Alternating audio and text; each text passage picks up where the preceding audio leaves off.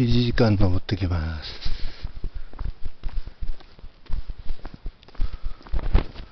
あっちの山が綺麗なんです。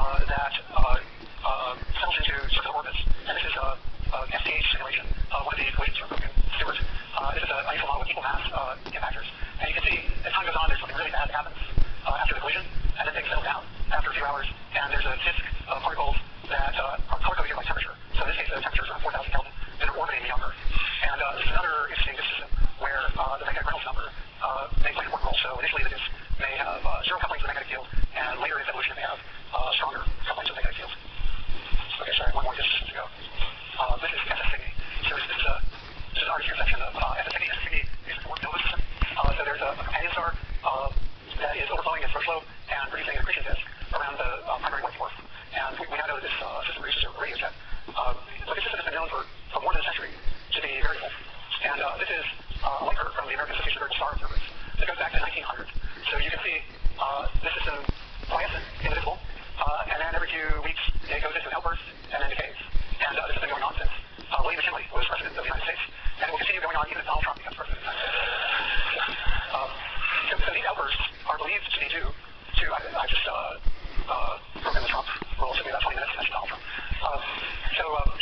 outbursts are believed to be due to an instability of the accretion disk. So it wants to accrete at a rate at which there is no stable steady disk solution for accretion from the outer edge of the disk into the surface of the white dwarf. And as a result, it oscillates between an excited state where accretion is very rapid and a quiescent state where accretion is slow. And these are model disk systems in the sense that they change on timescales that we can access easily with observations. We can learn a great deal about these systems from eclipse mapping, so we can evaluate the run of temperature inside the disk using, for some of these systems, the passage of the secondary in front of the disk. So the time series of brightness of the system as the secondary passes in front of the disk allows one to infer the run of some brightness previous. Okay, so to connect this to some of the topics discussed here in computational plasma physics, this system may have a low magnetic Reynolds number when it's in quiescence. And it is probably NAC turbulent when it's in outburst. And as I'll mention later, the convection that occurs in the course of the outburst may enhance the strength of the magnetic field that we believe is present in the disk and leads to enhanced transport of angular momentum.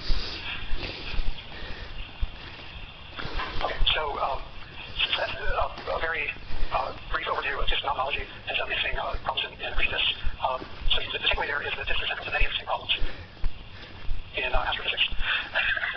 So now I want to go on to talk about disk evolution.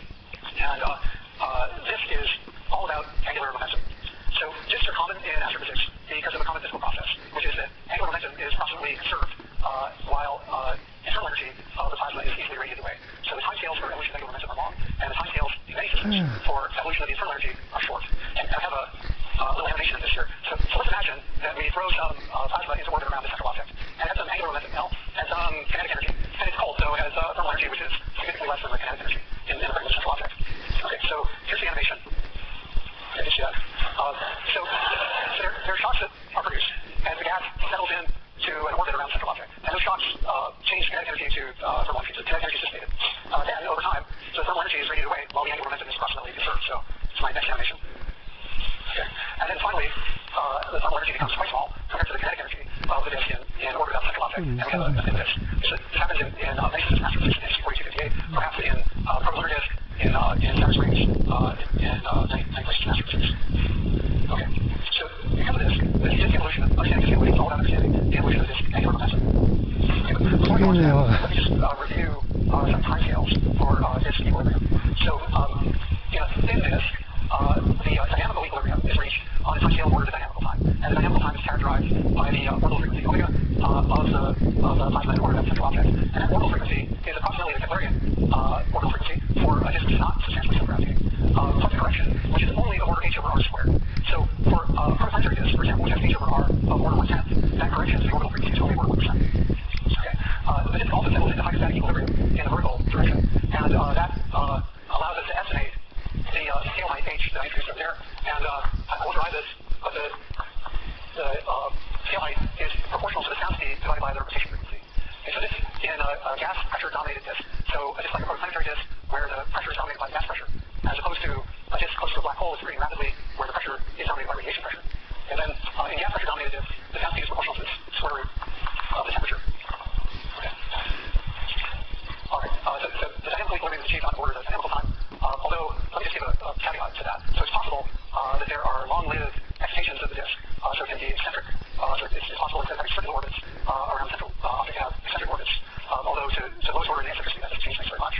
And then, of course, as we saw in the SU-4258 disk, it's possible to have tilts and warps of the disk. Okay. So the next piece is thermal equilibrium. So this is entirely analogous to what you learned in stellar structure.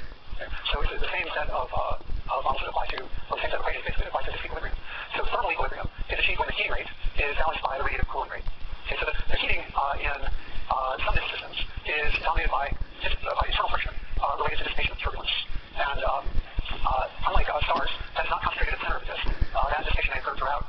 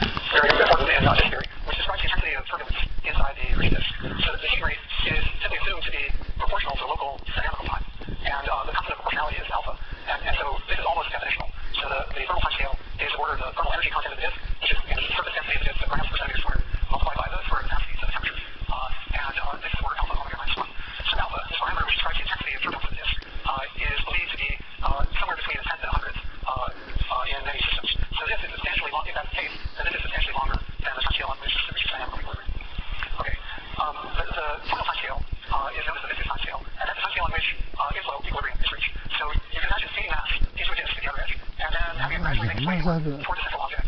猿がいますよ。 As time goes on, it may set up an equilibrium where the inflow rate is constant at every radius. And that happens on this viscous time scale, which turns out to be longer than the thermal time scale by order r over h squared. So again, to go back to the example of Portland's radius, this might be a vector of 100 猿がいます。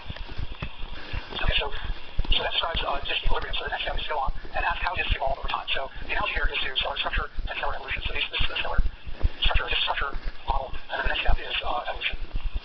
And because this is all about angular momentum conservation and angular momentum evolution, the governing equation is derived from an equation that describes the angular momentum flux inside the disk. So let me just go through and explain what everything is in this equation.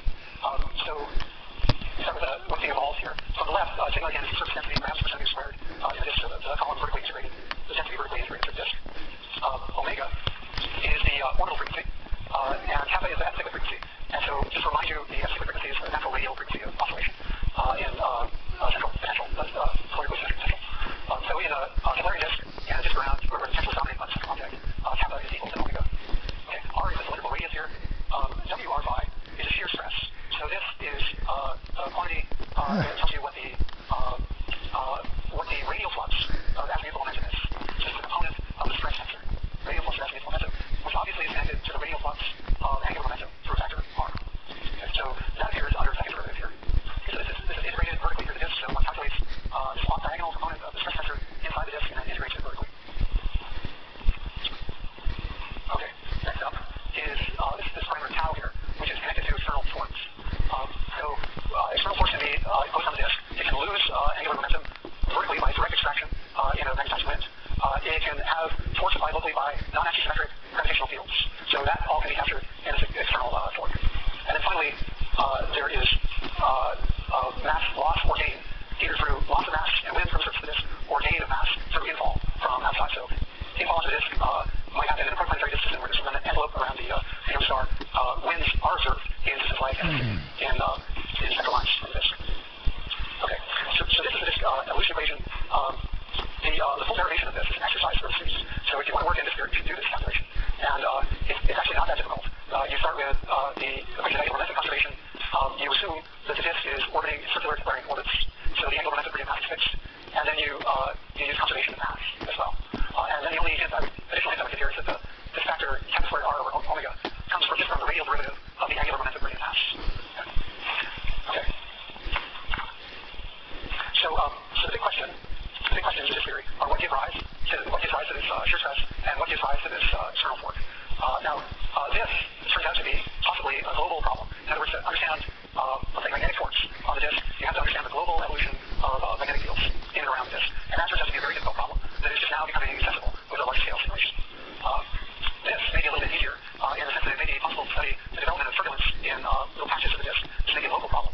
And from those local analyses, one might be able to derive a model that allows the integration of 15 of the disk evolution equation.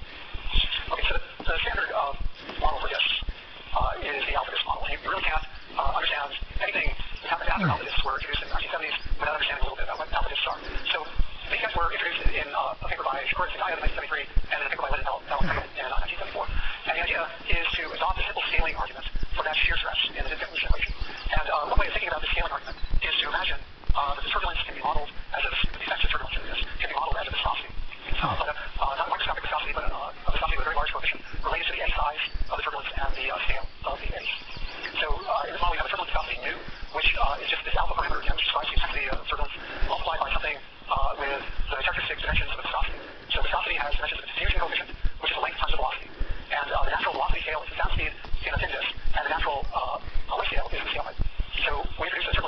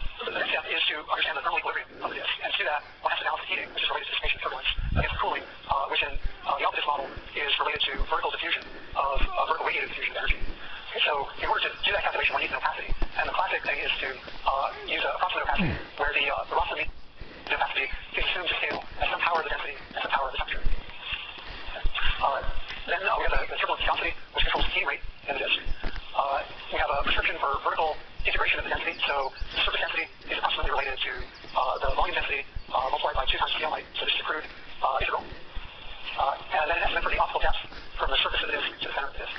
So surface density times kappa, the opacity, is the optical depth to the center of the disk surface. Okay. So to finish the rate of equilibrium, we need the surface temperature.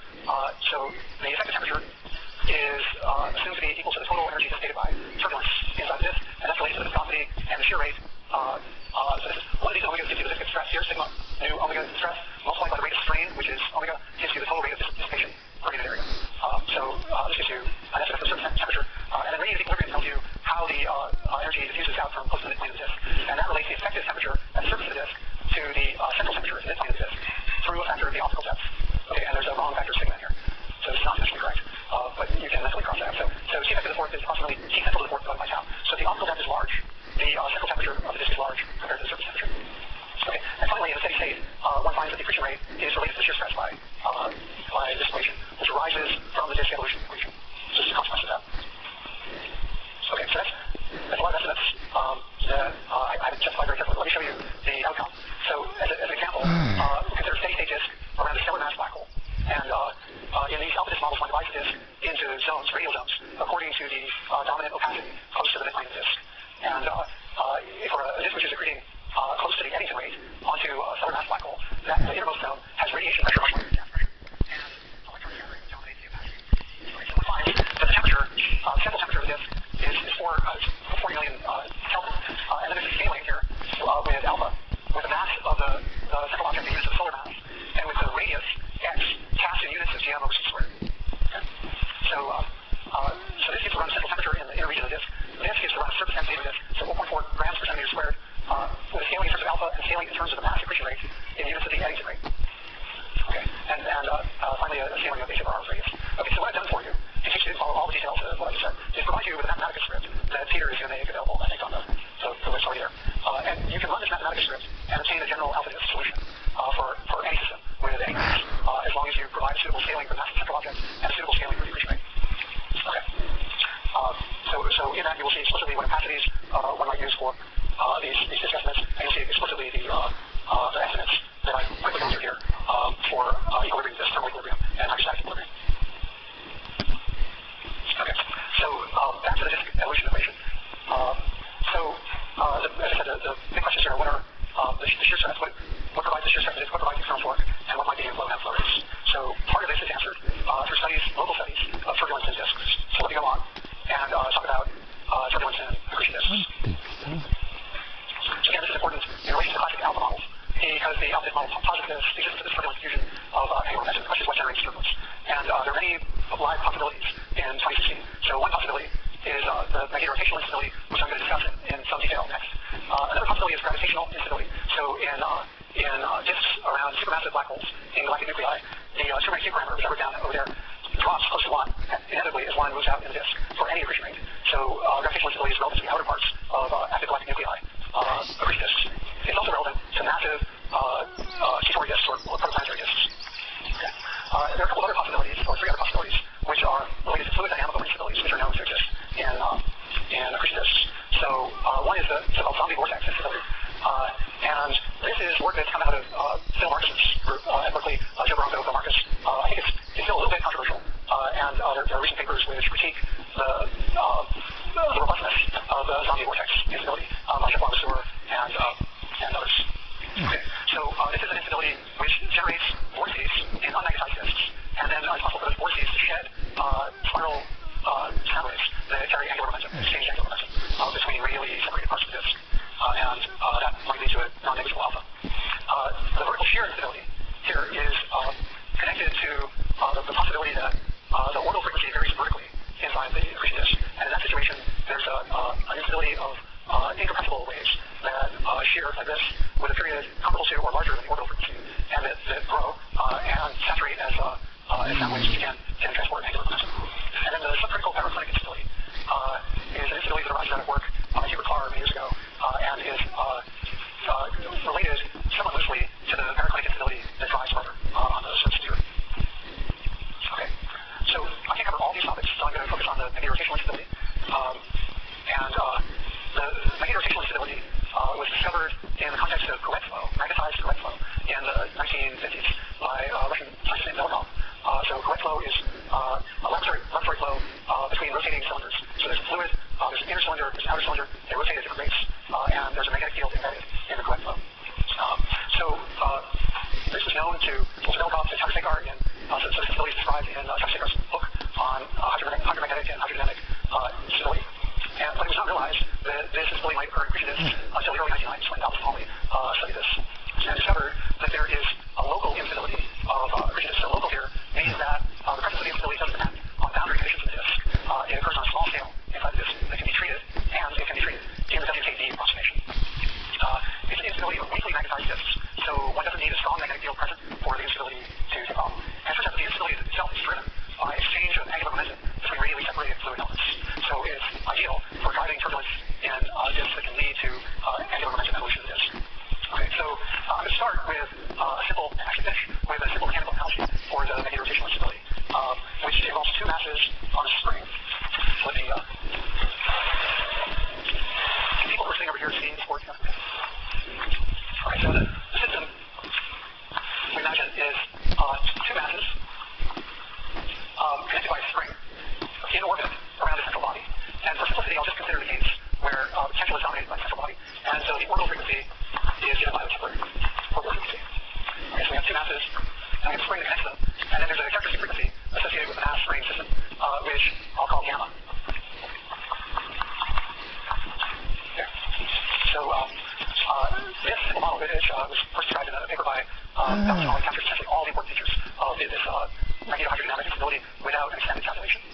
So the analogy here is that the masses can be thought of as fluid elements orbiting the disk, and the spring can be thought of as a magnetic field which connects the fluid elements. And then the bending of the field lines produces the storing force, which is modeled by this characteristic frequency gamma. Okay. So I have to start by setting up a co-orbiting frame. Okay, so let me draw an even bigger version of this here. So I'm going to set up Cartesian coordinates, which are co-orbiting with these two masses in a circular orbit around the central object. So I'm going to orient the x direction along the radius vector, and I'm going to orient the y-axis along the direction of orbital, or against the direction of orbital motion. Okay. So I can then write down the equations of motion in this local coordinate frame, and these equations of motion are known as the Hill equations, or the local model equations. Okay, so let me do that next. Okay, so the separation of one of the masses from the center of this coordinate system is x in radius, and x double dot is equal to minus 2 omega y dot plus 3 omega squared x minus gamma squared x. Okay, so the fundamental assumption I made in writing down this first component of the equation of motion is that the separation of these masses is small compared to the local radius. And you can see that this might arise from the Coriolis force in this rotating frame, where x is oriented along the radius vector and continues to be oriented along the radius vector as a pair of masses orbits around the central object. So this is Coriolis. This is the tidal expansion of the effective potential in the rotating frame. Okay, so there's 1/2 omega squared r squared describes the spherical component of the potential in the rotating frame, and then there's minus gm over r, which describes the gravitational potential. And combined, and then expanded in a geometry expansion, one finds this term. So this tends to produce separation in the radial direction. It corresponds to tidal stress. Okay, the second component of the equation of motion, the toroidal direction, the direction of motion, is the other piece of the Coriolis force. And then again, the spring term.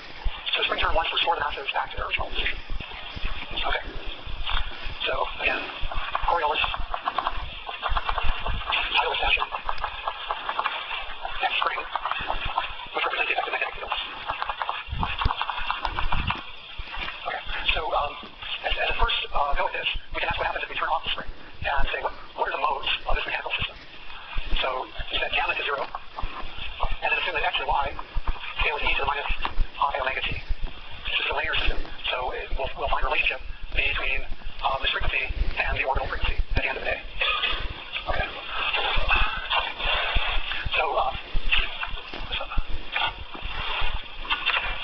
So this equation becomes minus omega squared x equals minus 2 omega times minus I omega y plus 3 omega squared x, and the second equation becomes minus omega squared y equals 2 omega times minus I omega x.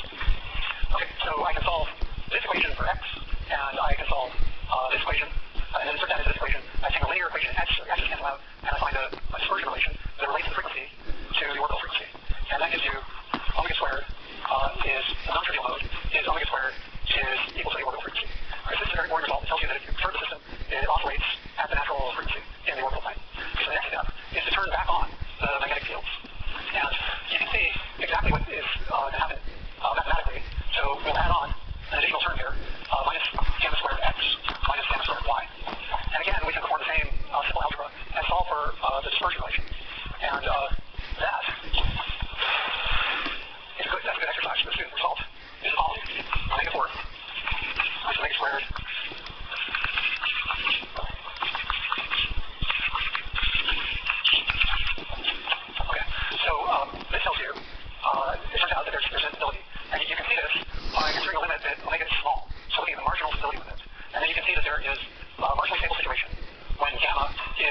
omega. Okay, so this curve vanishes when m squared is 3 omega squared. So that means there's a zero frequency solution at that point, and that there's a transition from stability to instability. Okay, so let me just plot this up. So the single